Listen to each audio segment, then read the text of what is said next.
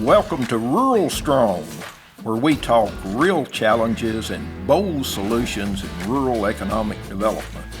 I'm your host, Joe Barker. Let's get into it. Welcome to RuralStrong. This is your podcast host, Joe Barker, and we're broadcasting today from the Southwest Tennessee Development District podcast studio in beautiful downtown Jackson, Tennessee.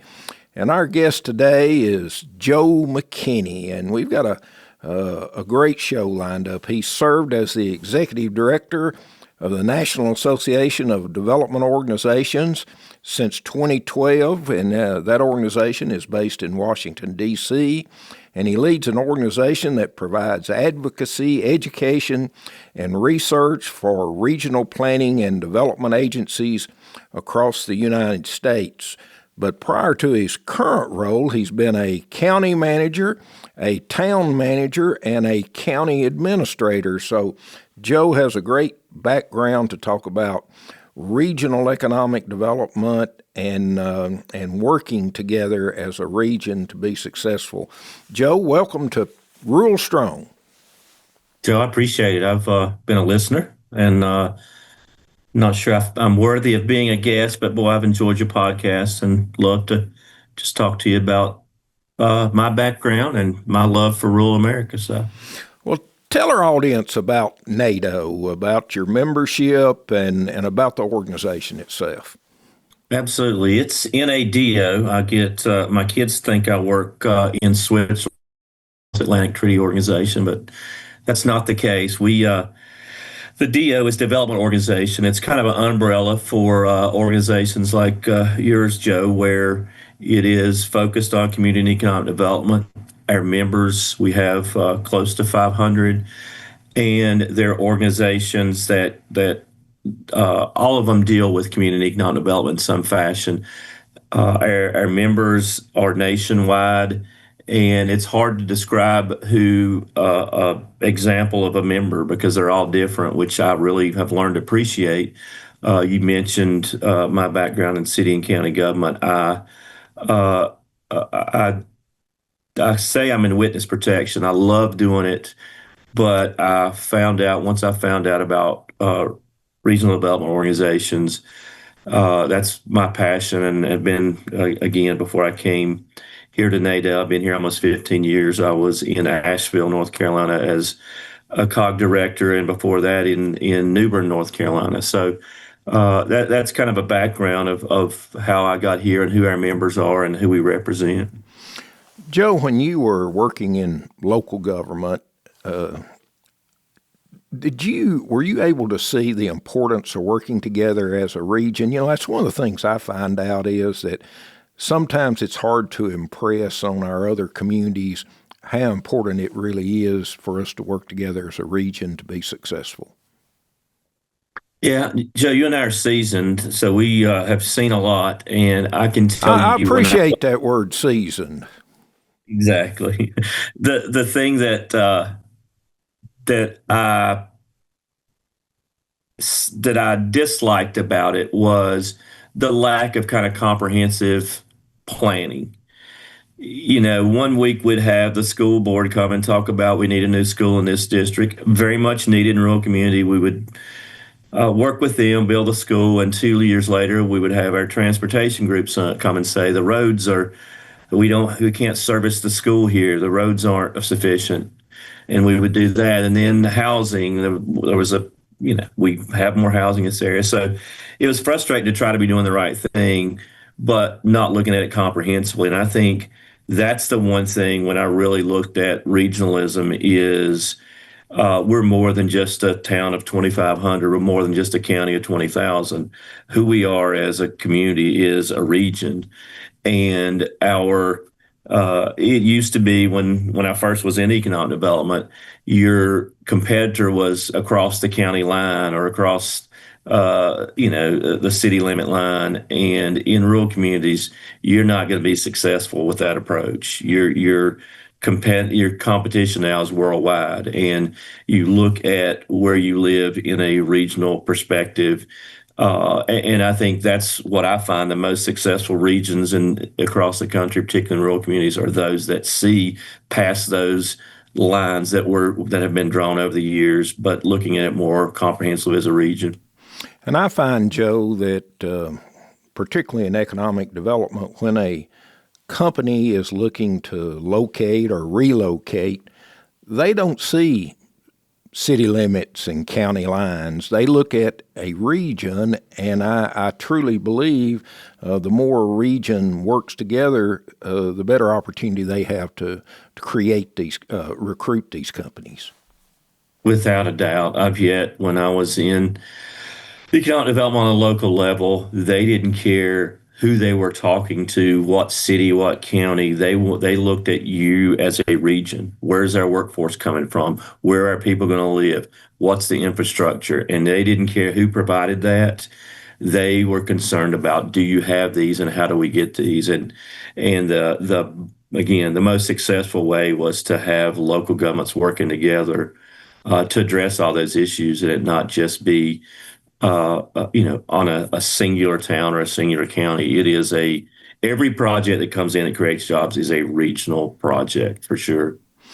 Let's talk about your current role. Being located in D.C., I know you're an advocate for regional organizations, but bring our audience up to speed a little bit about what you do there, working with Congress and the things that your organization really sort of focuses on. Absolutely.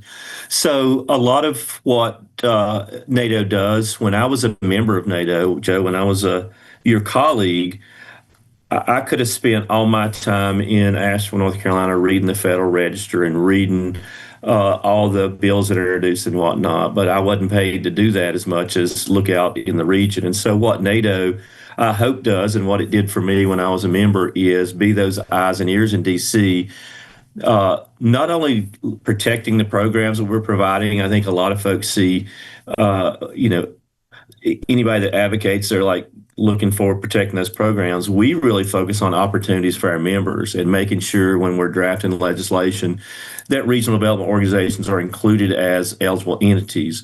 Or so a lot of my time is spent, and a lot of our team's time is spent on the Hill, working with House and Senate members, working with their staff, and also working with all the federal agencies to make sure that we're approaching it comprehensively, that there are the resources that come back. I tell folks all the time, you want your tax dollars, which is what the federal dollars are. You want those back in your communities, and part of my role is making sure that your federal tax dollars are maximized and come back to your communities to build your communities. So, a lot of it is advocacy. I have found that over the years, most everybody whose door I'm knocking on over on the Hill, they want to see their communities grow. They want, like, what I'm selling is something they want, and have just found great success working across the aisle, Republican, Democrat. I think most folks are looking at how can we help build our communities back home, and I'm just tickled at what I do to be able to do that. Joe, you and your staff played a vital role in the reauthorization of EDA. How important was that reauthorization to our communities across the country? Yeah, it goes back, for those, again, you and I are seasoned. I know you remember Schoolhouse Rock, but if you go back and remember, Congress really does two things. One is that they authorize programs with your tax dollars saying this is important. And then the other part of that is they provide the money to do that. And so authorization is kind of like a stamp of approval from Congress that this is important. And, the Economic Development Administration is in the Federal Department of Commerce. And it's really one of the few federal programs that local governments and communities have to help build their communities' infrastructure and so forth. And we'll talk, I'm sure we'll get into infrastructure, because I think that's the one area that rural communities and urban communities in the past have had an imbalance. But the infrastructure that's needed to provide jobs is I mean that everyone wants that, and that can take on a lot of things. Joe, when you and I got in the business, it was water, sewer, roads, and it still is that infrastructure, but particularly in rural communities, broadband, when we saw COVID come along, was the divider. I mean, broadband went to the top of needs in rural communities, both in education system, business, and so forth. So, I think what we do in our role here is making sure that there is the needed infrastructure in our communities to survive and so forth. So, I love what I do. Um, it's I think people have a bad taste in their mouth, and for good reason, when they look online about our federal government and Congress and so forth. But the thing I enjoy most is the folks that I work with in the federal agencies. They have the heart of a servant, and they want to provide the best services they can provide.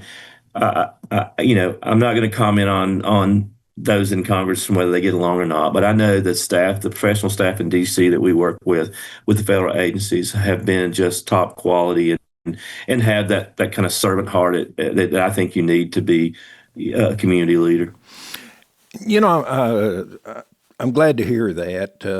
Just observing in the partisan world we live in today, from your perspective and doing your work on the Hill, how much more difficult is it to actually bring folks together? We not only see it in our federal government, we see it in state government, even local government, where many times it's almost impossible to get them to agree. It's becoming more challenging, and I think that's not just on the federal level, Joe. I think you're probably seeing on a local level is the political discourse and us versus them, I think is challenging. Again, the saving grace to me is not necessarily on that highest level in Congress, but I think the folks they have working with them are the brightest in the country. Oftentimes, I tell folks I'm the oldest and the dumbest in a room when I'm meeting with federal folks. It's usually your valedictorians from your high school, these brilliant early career younger folks that there's less partisan politics at play on that level, and they're trying to find solutions, and they're working with staff to try to do that. But I think there's no doubt that in the last couple of elections, the partisan nature is frustrating. It used to be when I first came up here, you could go to a restaurant and see a Democrat senator and a Republican senator sitting having a beer. It's not that way now, but it is good to see a Republican staff member and a Democrat staff member having a beer and being able to talk. That's still present here in D.C. And I don't think the general public sees that. They just see the fighting that happens on the higher level. But I still have faith in our federal government, particularly because of those that serve. You mentioned infrastructure, Joe, and we know how important that is to all of our regions. And, we've just come through a period after COVID where there were lots of dollars dedicated to infrastructure and particularly to upgrading older infrastructure. What do you see in the pipeline for our communities when it comes to infrastructure and maybe some of the things or programs they might tap into? Yeah. Well, you brought up the reauthorization of EDA and how that was important, getting that stamp of approval from Congress. In that reauthorization, uh, the, again, bipartisan, uh, almost unanimous support from House and Senate saying that there needs to be more investment in infrastructure in our nation. And in that reauthorization, there is proposed additional funding for the important infrastructure for regional and local communities. And so that's, I think, very uplifting to hear that Congress does feel it's important that we focus on that infrastructure. Post COVID, again, it's many years since that, but it's as I continue to grow older, it's amazing to see like pre-COVID and post-COVID how it's impacted our communities across the country. The one thing that I think you probably know as well, Joe, the growth in rural communities has not happened since the early 80s. You see a decline. But in 2020, 2021 was the first time rural communities across the country saw growth. And to me, that's a lot of different reasons, but it is, I think, part of what you and I feel is that given the opportunity or given the option, a lot of folks would love to live in rural communities. It's that infrastructure that sets them apart from having to find careers in some of the urban areas. It is if you had the water, sewer, roads, broadband, the infrastructure, the education in place in rural communities versus urban communities, there would not be that community divide that I think we're seeing. And so, what I do every day and what I think is important is try to fight that rural urban divide to try to make it more equal for rural communities and urban communities to have the infrastructure needed to succeed. And I think we're seeing that. It's going to take time. I think again, COVID kind of opened the eyes of folks of the importance of rural communities. And in our membership, Joe, we primarily represent small urban or small metro and rural regions. The funny part is post COVID, the growth that we've seen in membership have been from some of the larger regions. And I ask them, why is that? And they're like, well, during COVID, it made us realize where our workforce comes from. It made us realize the importance of the region as a whole and not just the downtown of a larger city. So, I think that's some of the positive things that have happened as a result of some of the funding with COVID is we're trying to level the playing field to where folks across our country can live and work where they want to. And I think that's to me why I do what I do is I love the rural area. And I do. I live, I work in DC. I'm up here 4 days a week, but I live in rural North Carolina. My town is 600 people, and that's where I want to live. And now I'm able to live there and work here, whereas I don't think pre-COVID we saw that view as big as we do now. Joe, you mentioned several of the challenges facing our rural communities and the loss of population, and one of those challenges has been health care. And, we've seen many hospitals in our rural areas shut down, and that really hinders growth, and people leave where they can get quality health care. But there are some dollars coming to the states now for rural health care. And what's your thoughts on that as far as being able maybe to bring that necessary quality of health care to our citizens? Yeah, Joe, I was just in a meeting this week with Congressman Adderholt in Alabama. And I'm trying to think of the last meeting I sat in that didn't bring up rural health because it's such a crucial issue to community development. You're exactly right. Part of your community and folks moving in your community, they want to make sure that they have adequate health care, regardless of age. And so it's been a challenge for a number of years. It was good to see in the big, beautiful bill that was passed that they specifically set aside dollars to help rural communities and their hospital systems stay alive.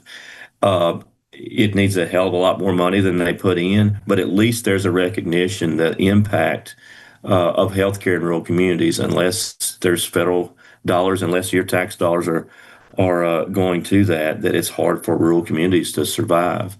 So again, there is some movement. I think that's helpful. Probably one of the bigger issues we have, though, is that rural healthcare challenge to level the playing field there. Absolutely. And I know looking at our area, I think we had 4 hospitals that shut down in our rural areas, but some of them have reopened now, and I think there is some hope that we are getting back where we can offer quality health care to our rural areas.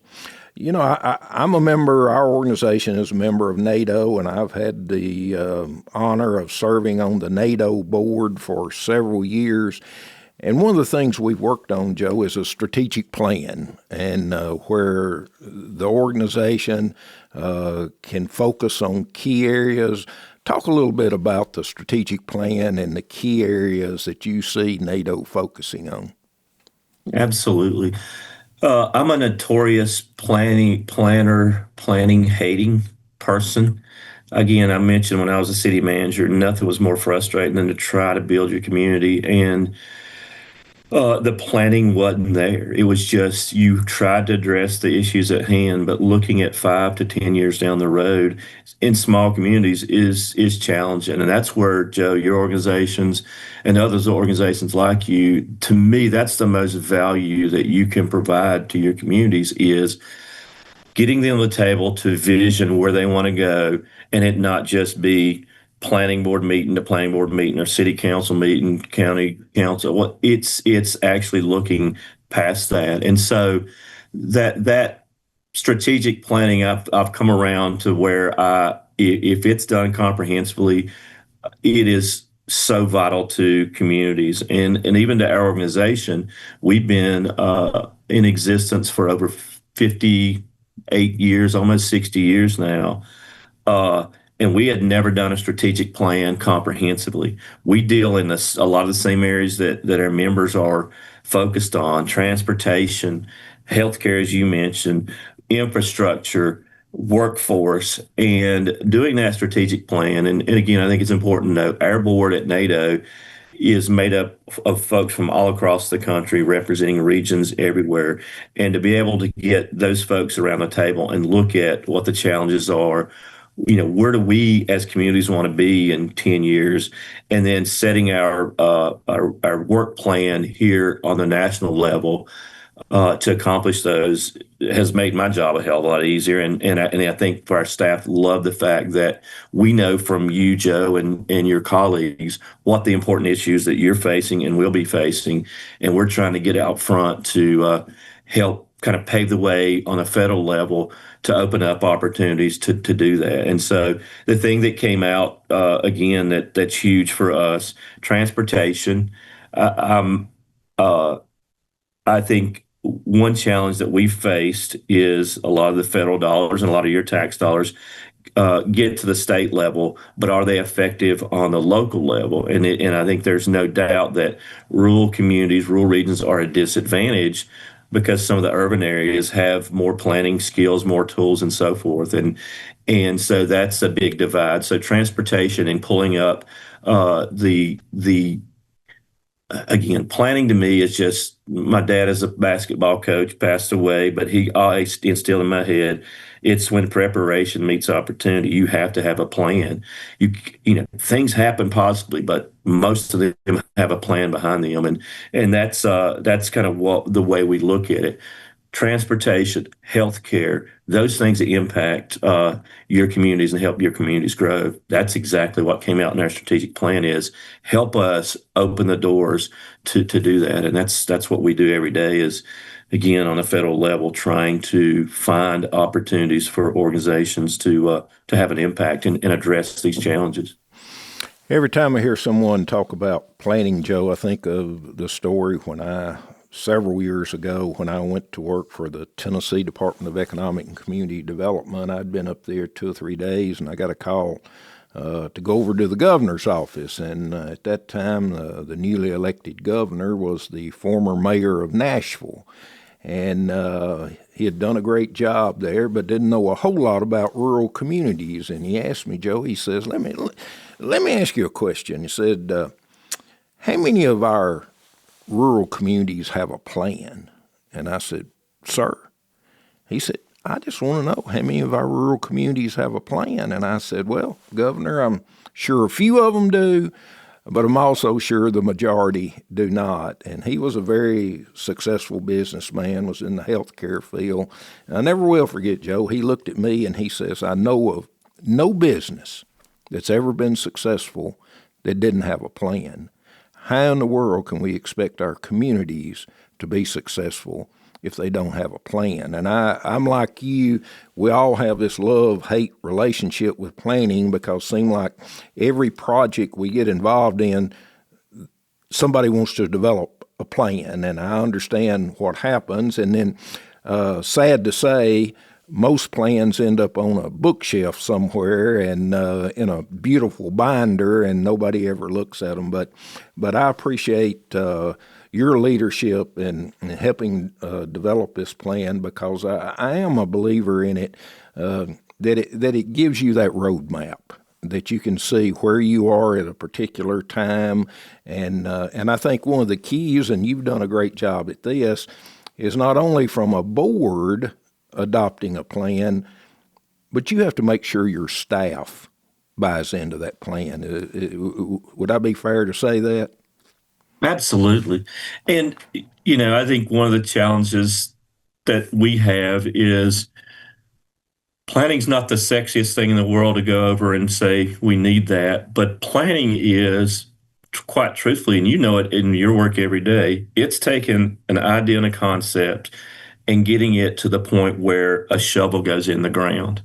And that takes a lot. That's just not a document, like you say, that ends up sitting on a shelf. Planning is from an idea to the start of whether that's infrastructure, whatever it is.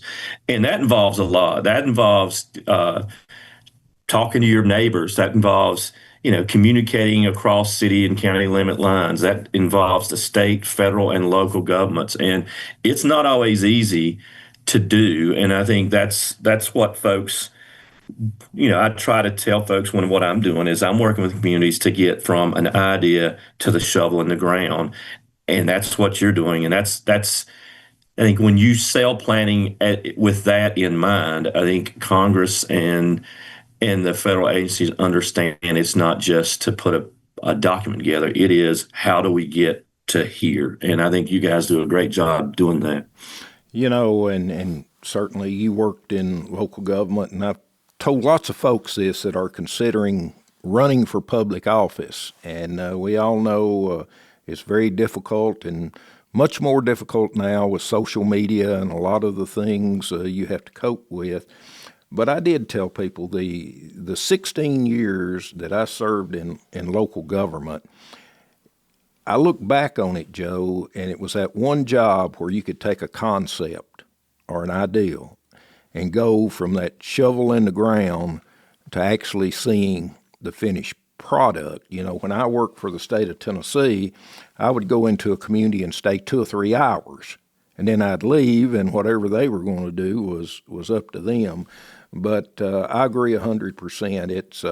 It's that satisfaction of knowing that your community came together to do something that was very beneficial.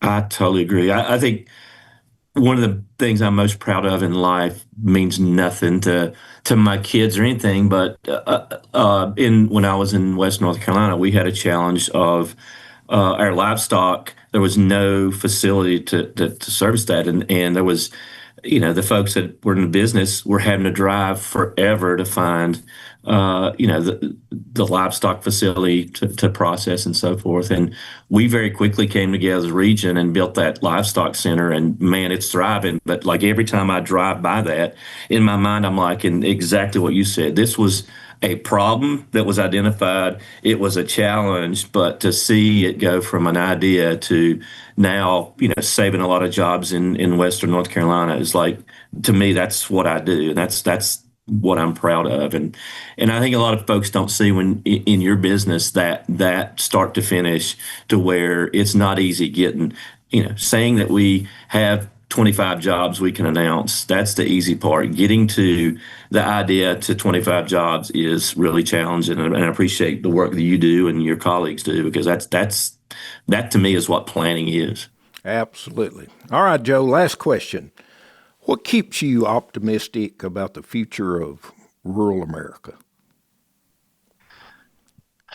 So again, I go back to the fact that when pressed during COVID, folks went to the rural communities. There's a lot of folks like me and like you and others that want to live in a rural community. I grew up in a town or a community of 2,000 folks. To me, that was my world. I was lucky to go off to college and see that there's a lot of Spruce Pine, North Carolina's on the map across the nation. And so I think the fact that regardless of the party, regardless of administration, the needs of rural communities and the addressing some of the challenges, I think whether it's reported or not, it's not. No one wants to read about positive things anymore, but there's so many things I think that are bringing attention to rural communities and their needs and the role they play in the American economy. If you didn't have those rural areas, the workforce wouldn't be there and things like that. So, what I've seen in my 15 years up here is I think a more pronounced and more understanding of what those challenges are in rural communities and how can we use our tax dollars to address those needs. So I'm optimistic. I started when I was 21. I'm 58, so ever how many years that is, and I'm still optimistic. Maybe one day I'll be old and grumpy and whatnot, but at this point, I think what we've done and what you're doing on a day-to-day basis, I think there's a bright future in that. Again, when I went to graduate school, the only job I knew was city and county manager. Had I known about council of governments, regional councils, I would definitely have gone that path earlier. And I see a lot of younger folks seeing opportunities on a regional level that want to look and community build more than a couple of weeks down the road. So, I'm optimistic on that. I love what I do, and I know you do as well. And I think there's a generation of folks that have that same kind of, again, servant heart to help their communities in rural areas. Well, our guest today has been Joe McKinney, the Executive Director of the National Association of Development Organizations. And Joe, if we've got a listener that just wants to find out more about NADO, I'm sure they can go to a website. Tell our listeners how they can find out more about this great organization. Absolutely, yeah. Again, if you want to go to our website, it's nado.org. And, our website is designed primarily to look at projects, programs across the nation that communities may want to emulate. I mean, the best part of organization is that kind of sharing of ideas and best practices. And, when I was a member of NADO, I would always come to a NADO meeting and steal as many good ideas as I could and bring them back to the community. And my board thought I was the smartest person in the world.